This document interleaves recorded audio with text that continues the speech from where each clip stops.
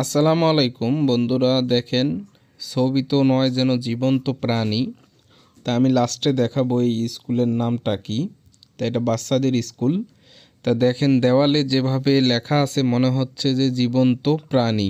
ঠিক আছে, দেখে বোঝা যাচ্ছে না যে এটা আসলে ছবি আঁকানো হয়েছে বা গ্রাফিতি করা হয়েছে রং দিয়ে।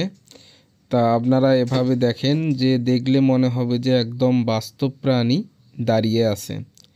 তা আপনাদের মাঝে শেয়ার করতেছি, আরও অনেক প্রাণী রয়েছে।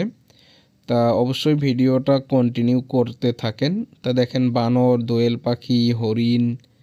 তা দেখে মনে হবে আসলেই যে জীবন্ত প্রাণী।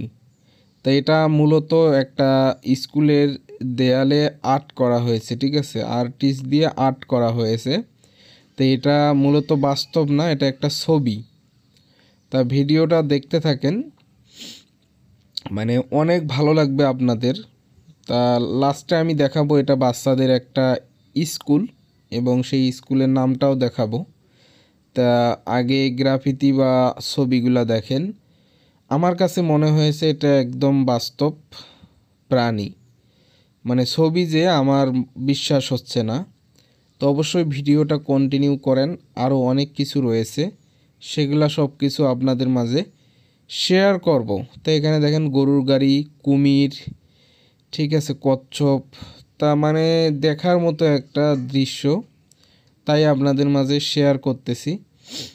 এরপর আমি স্কুলের যে নামটা সেটা আমি দেখাই দিব, তো একটু ওয়েট করেন।